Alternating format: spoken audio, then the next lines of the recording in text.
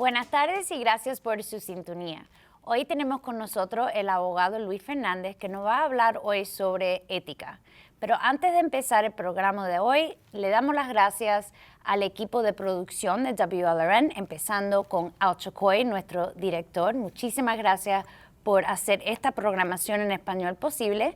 Y también al equipo de Al, gracias a Gabriel, Gus, John y Charlie por hacer este segmento posible.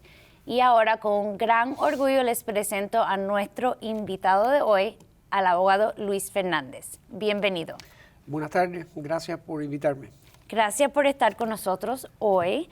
Muchos de los televidentes le conocen porque usted era el anfitrión de este show antes y muy querido a nuestra comunidad, pero a los que están viendo este programa por la primera vez, ¿nos puede hablar sobre usted, de dónde eres y cómo es que decidiste ser un abogado? Bueno, yo soy el papá de Ana, yo soy el esposo de otra Ana, el papá de Luis Peter, de Michelle y de Paul, 4 hijos que somos muy orgullosos de ellos y tenemos en esta comunidad desde el año 61, cuando éramos chiquiticos. Y tiene mucha experiencia en no solamente todas las áreas de la ley, pero específicamente con el código de ética. Bueno, mira, tengo experiencia porque soy viejo, y el que es viejo a algo se le pega. Pero en el contexto del tema de hoy, los abogados tenemos que, antes de podernos recibir como abogados, tenemos que ir a unas clases de ética en la universidad, como hiciste tú, y después que somos abogados, cada 3 años tenemos que tener educación que incluye clases de ética, porque lo que uno es, el trabajo de uno implica al público, y si el público no tiene fe en el sistema legal, es uno de las 3 patas de lo que es nuestro gobierno y estaríamos en fallo. Y es muy interesante que me invites hoy porque estamos teniendo ciertos problemas de ética quizás en lo que es la ley nacional. Tenemos a una persona que está atacando a los jueces, está atacando a los hijos de los jueces y está eso en contra de la primera enmienda. La primera enmienda en este país, que es única en el mundo, porque por ejemplo en Inglaterra, si algunas de las cosas que hacen estas personas que están litigando en estos momentos les pueden traer un caso de difamación y pueden perder. Sin embargo, aquí, con tal de que uno tenga su opinión, se le protege, aunque ya hemos tenido en las últimas semanas que un juez en Nueva York ha dicho que va a tener que restringir la potestad que tiene, en este caso, el expresidente Trump, porque en sus ataques él está diciendo que el juez está vendido. No dice que, una vez dijo que estaba vendido, pero eso creo que lo dijo una abogada. Pero llega a un punto que la gente puede perder lo que es la fe en el sistema y el expresidente Trump ha acusado y ha pedido que el juez no sea el juez del caso porque la hija de él tiene un interés con el Partido Demócrata. Entonces, las personas que abogan a favor de la posición del expresidente Trump dicen, bueno, lo va a juzgar este hombre. Si este hombre lo va a juzgar, yo creo que él tiene el derecho de decir que puede ser que esta persona influya a su papá. Yo que soy papá, les puedo decir que sí, las hijas influyen, pero si uno está haciendo un trabajo, yo creo que uno se para. Y donde está el fallo ahí es que ese ataque aparentemente estaba hecho o estaba basado en un error. ¿Qué tiene que ver eso con ética? Precisamente, mira, nosotros por ética no podemos traer cosas que son falsas en un juicio. Entonces, cuando el cliente de uno empieza a hablar de esa manera, frenar al cliente a veces es muy difícil, porque está combatiendo la primera enmienda contra lo que es si es verdad o no es verdad. Entonces, vas a ver que en la historia de este caso en particular y los otros casos en el estado de Nueva York, el juez le ha dicho al abogado, oiga, frene a su cliente porque si no lo voy a frenar yo. Y entonces, todo esto es parte de lo que es ética para el abogado, que es una cosa que estamos viendo en estos momentos hoy en las noticias. Sí, mencionaste las noticias. Recientemente había un board de ética que tenía que ver con alegaciones contra nuestro mayor, con el alcalde Suárez. El alcalde Suárez. Mira, los abogados tenemos un dicho que dice que si algo luce mal, debe de estar mal. Pero eso no es verdad. Hay cosas que lucen mal y no están mal. Entonces, hay un ciudadano que está en su derecho para quejarse, que ha acusado a nuestro alcalde Suárez de conducta impropia. La palabra que se usa es conflicto de interés. Dice básicamente que el alcalde no puede, por ejemplo, recibir regalos o que no puede estar en una cuestión que aparezca que hay un conflicto, porque en el código nosotros los abogados de ética dice, si algo parece que está malo, lo más probable es que sea malo, lo más probable es que te debas de quitar de eso. Pero el hecho es, y esto no sale a reducir o no ha salido a conocimiento público, que aunque ha habido numerosas acusaciones de conducta que no era adecuada, no ha habido un caso que se le haya encontrado al alcalde Suárez que había hecho algo mal. Yo me alegro porque primero para nosotros los que vivimos en la comunidad no queremos oír que nuestro alcalde está haciendo algo ilegal. Pero el punto de esto es que la ley de regalos es una ley muy sencilla. Yo soy miembro de un board, y entonces cuando uno es miembro de algo público, además de que todo lo público tiene que estar al aire, quiere decir que antes de una reunión yo no puedo hablar con otro de los miembros de la Junta para decir cómo vamos a votar en algo. Todo regalo que sea de más de $50 hay que reportarlo, que por cierto, eso es aquí en Miami, pero es en todos lados. Tu tío Lino en el State Department, lo mismo. Entonces le regalan una medalla a un país de tal cosa. Bueno, él la acepta por los Estados Unidos, pero en realidad no se queda con ella, se la da al gobierno o la reporta.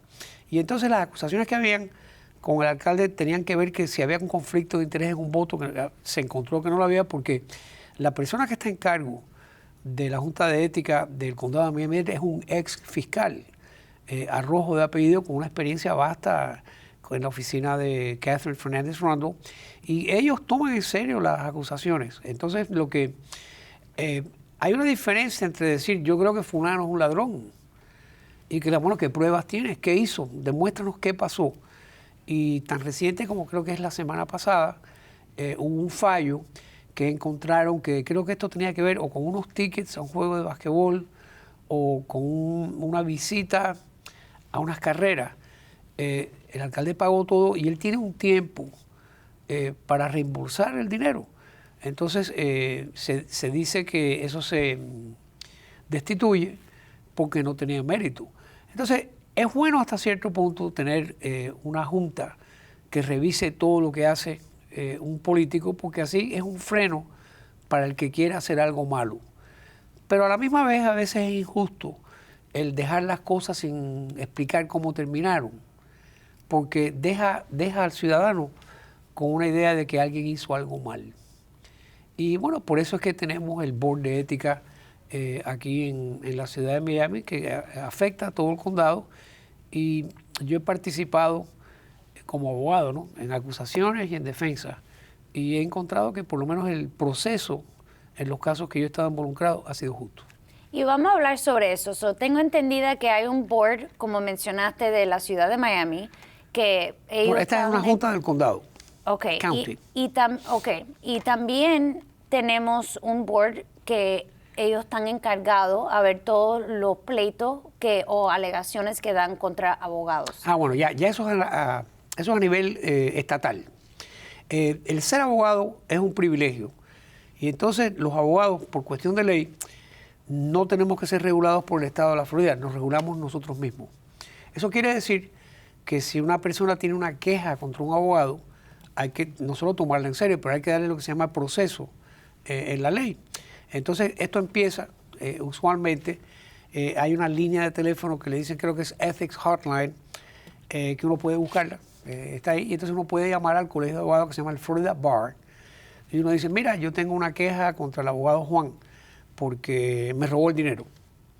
Entonces una persona lo atiende y le manda una forma, que es un papel formal que dice querella, y le preguntan, bueno, ¿y por qué usted se queja? Y dice, bueno, porque Juan me robó 50 pesos. Entonces el colegio de abogados lee esa carta, investiga, determina, bueno, mira, ¿por qué te robó los 50 pesos? Describe, ¿no? Y la mayoría de las quejas se resuelven a ese nivel. Porque, por ejemplo, si la queja es que un abogado cobró demasiado, lo que cobra un abogado no es para el colegio de abogados. Eso es una cuestión de contrato y puede ir a la corte de la persona. Pero nosotros tenemos un código que tiene reglas para todo.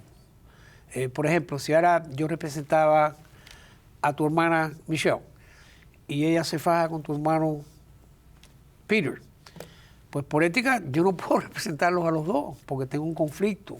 Y la mejor manera que uno describe eso es como tener un salvavidas y hay dos personas ahogándose y uno está al extremo del otro. Lo obligan a uno a escoger. Y ahí es donde hay un conflicto y por eso a veces hay quejas de ética. Los abogados que yo represento casi siempre son personas que no están contentas por la manera de que se hizo el trabajo. Entonces a veces acusan a los abogados de mentirles, o acusan a los abogados de no hacer lo que querían, o acusan a los abogados de no hacer lo que ellos querían. Y casi siempre se trata de buscar una solución, aunque puedo decirles a ustedes que cuando una queja es contra un abogado por una cuestión de táctica, por ejemplo, oye, para eso está el abogado, para que haga la decisión.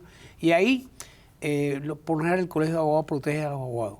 Ahora, cuando un abogado hace algo mal, se queda con dinero que no es de él, no cumple con sus obligaciones, lo castigan. Y todos los meses nosotros tenemos un periódico, un registro que nos dice los abogados y los castigos.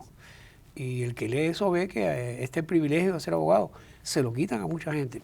Si cometes un delito tienes un buen chance de que te quiten ese privilegio porque el público está pensando que tú eres honesto y si tienes un caso criminal obviamente te afecta. Entonces hay algunas cosas que uno hace que te suspenden inmediatamente y hay otras que, por ejemplo, el tipo que tenía el dinero del cliente y no hizo una cuenta bien y tuvo un cheque sin fondo, a veces se le meten ahí y decir la palabra intervenir es incorrecta, pero le enseñan cómo hacer las cosas porque ha habido abogados que se han robado el dinero de la gente y esa gente pierde la licencia y el colegio de abogados toma muy en serio eso y hay hasta un fondo para devolverle dinero a las personas que son víctimas y es una buena idea. Sí, y mencionaste el hotline y es importante de también mencionar. Es bilingüe, por cierto. Sí, es bilingüe y también los abogados también pueden usar ese recurso, bueno, llamar el hotline sí. Y muy buen punto. Hasta la idea que yo tengo un dilema. Claro, el dilema de que si represento a tu hermana o a tu hermano es claro, pero hasta la idea que es otra cosa que en realidad no entiendo qué debo de hacer. Yo puedo llamar y me dicen, mira, esto no es oficial, haz esto, esto y esto, y si tienes preguntas, siempre se puede mandar una carta y te dan una opinión. La idea primera es ser transparente, que el público sepa todo lo que hace el abogado. Y yo te diría que a la par de ser transparente, que haya justicia. Y si la gente no cree que hay justicia, pues entonces el sistema fracasa. También mencionaste que a veces si alguien, vamos a suponer que yo estoy representando a alguien, tengo los fondos de mi cliente y no sé, no era intencional, pero usé ciertos fondos. Yo tengo entendida que casi la mayoría de los pleitos que son contra los abogados por delante del board es porque el mismanagement o no manejar el trust account. Estás generalizando y creo que tienes la razón si hacemos números. La mayoría de los que yo hago es cuando acusan al abogado de haber hecho un acto equivocado o criminal. Entonces, un acto equivocado puede ser, por ejemplo, que un cliente me diga, yo quiero que tú uses esta defensa en el caso. El que yo he representado en más de una ocasión es cuando un familiar paga por el abogado y entonces quiere dirigir al abogado por la clienta o el cliente. Entonces, hay que explicar que el abogado a quien representa es al cliente, no a quien le paga al cliente. Y ahí el colegio es bastante consistente. Te dice, mira, él tiene que representar a su cliente. Porque hay personas que dicen, bueno, yo estoy pagando al abogado, así que hay que hacer lo que yo digo.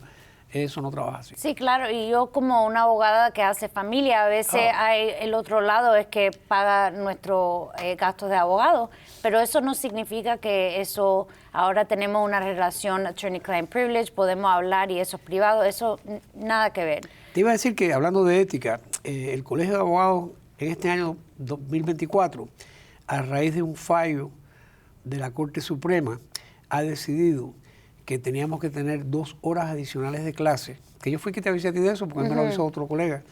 Y entonces las clases, que para mí fueron muy buenas, porque eran en un segmento chiquitico, uno de ellos era cómo tratar a otros abogados. Y entonces iba a decir, esto es el colmo, que tengamos que tener clases para que nos digan que hay que ser respetuoso, a la Corte no se le debe decir mentira. Y eso a veces yo creo que es un péndulo, ¿no? Y quizás estamos en unos momentos que son tan duros para la sociedad, que los abogados, que son una reflexión de la sociedad, se portan así, y ahora es por obligación que todos tenemos que tomar esas 2 horas de clase, que yo encontré que era un review, ¿no? Algo muy bueno. Sí, pero yo pienso que sí es importante, porque yo sé que son las escuelas diferentes y muchas personas dicen que los abogados que son penalistas en el mundo criminal se llevan bien, súper bien, pero cuando va a la corte de familia es una cosa completamente diferente. Dicen, ¿cómo es que dicen? No hay nada civil en la corte civil, y en la corte penal todo el mundo es civil. Sí, porque en la corte penal uno tiene su palabra, y si uno hace una cosa mala, todo el mundo se va a enterar. En la corte civil es tanta la competencia por el dinero, que yo he estado en casos que ha habido abogados que el juez falla de una manera y manda la orden de otra. Y esas son cosas que, bueno, a veces causan problemas, ¿eh? Sí, también en el mundo de familia las personas son emocional y quieren enseñar al cliente que, no sé, que están pagando más duro, no sé, pero en realidad para mí no me funciona. Creo que no luce bien delante de los jueces, y yo creo que es una gran cosa que ahora agregaron el requisito de tener esas 2 horas más para entender que tiene que ser cordial con el opposing counsel. Sí.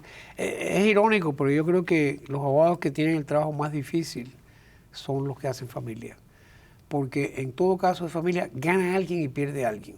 Entonces los americanos tienen esta idea de que win-win, que gane todo el mundo, y eso casi siempre se puede lograr en casi todo tipo de derecho, menos el de familia. El de familia, si le dieron un día más al niño con mamá, papá puede ser que esté bravo y diga que no hubo justicia. Y como es tan emocional todo, y lo malo de familia es que uno no sabe hasta que pasan años si se hizo bien o no. Es muy difícil. Yo te felicito que tengas una práctica. Sí, pero y para agregar a eso, por eso nosotros podemos modificar acuerdos, porque no va a funcionar a veces, y por eso tenemos podemos pedirle a la corte, mira, esto pasó, ok, pero ahora vamos a cambiarlo. Dos armas que hay en la corte de familia. La primera es que ahora se puede decir que ya uno no tenga que pagar más mantenimiento después de X años, que eso es nuevo de la legislatura y ha estado por años, estuvo antes de hacerse. Permanent alimony. Claro, pero eso ha sido un logro muy grande para las personas que están en ese problema. Y el segundo es el uso de la Corte de Violencia Doméstica, porque la Corte de Violencia Doméstica a veces se usa como un arma en los casos de familia. Y después que uno lo acusan, si lo acusan penalmente se complican las cosas. Y ahí ustedes tienen que ser muy... Y eso también volvemos con el ética. Correcto. Porque a veces hay abogados, pero si el cliente suyo está diciendo esto me pasó, entonces no es algo que está en contraética, si está haciendo... Bueno, eso es una cuestión... Bueno, yo creo que pudiésemos hacer el programa al revés y yo entrevistarla a ella. No. Para que ella les cuente a ustedes lo que pasa de verdad en los divorcios. La gente se ciega. Ese cuento en inglés que te cortas la nariz para hacerle daño a la cara, pasa. Sí. Lamentablemente. Pero volviendo para atrás al código de ética, vamos a suponer, porque yo he visto también que a veces el opposing party, la otra persona que no está representando, tratan de traer un pleito contra el Florida Bar de ética. Diciendo bueno, lo que hace mucha gente, mira, mucha gente Acuérdate que todos somos productos de nuestra sociedad. Casualmente, hace un par de semanas, uno de mis socios amigos fuertes está hablando con otro que yo conozco y le pidieron algo que él no puede entregar por cuestión de ética. Y cuando esa persona dijo, oye, pero esto no se hace, si hago eso me va a causar un problema de ética, le dijo el contrincante, y si no lo haces te lo va a causar también. Y estamos hablando de trabajos que se conocen. Estas cosas pasan, son reales. Eso es como una amenaza, ¿no? Correcto. Abogado. Lo que uno hace cuando eso pasa es que dice, yo no vi bien lo que me dijiste. Sí, pero sí me ha pasado cuando el opposing party, no el abogado, pero el cliente de la other side, trata de decir ciertas cosas para... Yo te diría que lo que más te molesta a ti es cuando te posponen las vistas a última hora. Porque en un caso de familia, la persona está esperando ese día con Eso una pasa gran mucho. ansiedad y eso causa...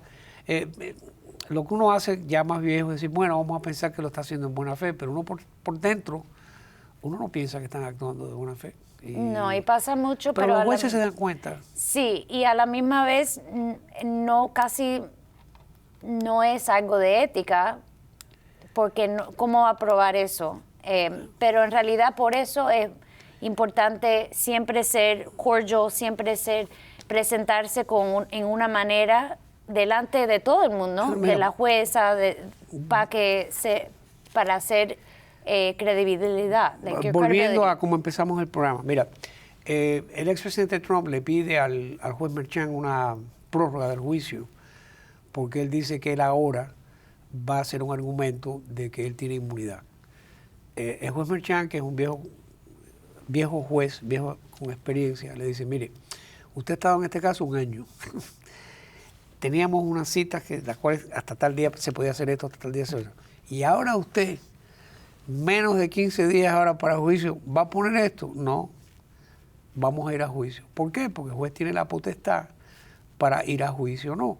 Entonces, ahí, si la táctica era demorar, y yo estoy hablando ahora con la experiencia de ver todos los casos del expresidente Trump, la táctica que él ha tenido es tratar de demorar, quizás con la esperanza de que él puede llegar a ser presidente y que los casos se resuelvan. La motivación en realidad no es para que yo opine de ella, aunque yo creo que tiene base en la ley, tomando esto en buena fe. Pero eso de jugar esto en el último momento, el juez Merchan le dijo, el juicio va a empezar el día 15 de abril. Y yo creo que el juicio va a empezar el día 15 de abril de verdad. Y los jueces sí tienen la discretion para hacer esa decisión. Tienen la potestad, pueden determinar que sí o que no. Pero vamos a suponer... para ciertos temas, no, ese tema sí. Claro, y vamos a suponer que, dicen va a empezar abril 15, pero ¿qué pasa? ¿Trump no puede apelar esa decisión? No, mira, no solo eso, pero mira, la Corte Suprema puede decir ahora que Trump tenía inmunidad para todos los actos que había hecho. Bueno, pues si tenía inmunidad, entonces el caso se cae. Pero la Corte Suprema también puede decir no tiene inmunidad. Porque acuérdense que parte de lo que se está argumentando es que si el presidente tiene inmunidad, si él determina que hay que matar a un contrincante. Que, por cierto, no hay concepto, precepto, mandamiento que justifique eso. Entonces, el juez dice, usted se defienda como usted crea. Esa defensa no se permite aquí porque no se permite en la ley.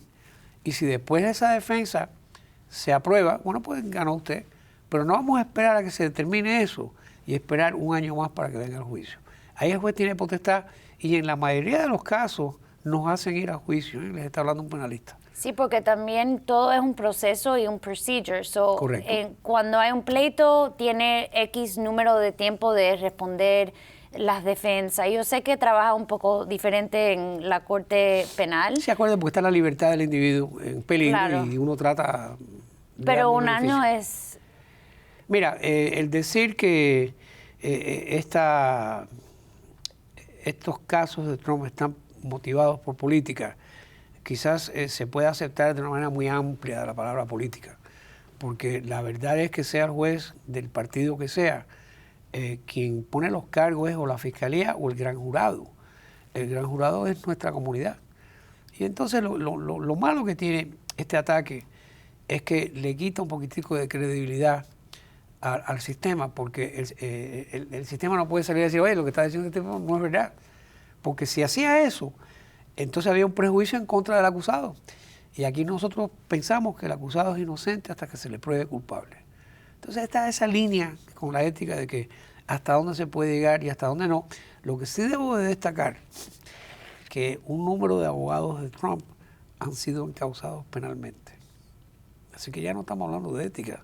Ya cruzaron esa línea y estaban actuando criminalmente.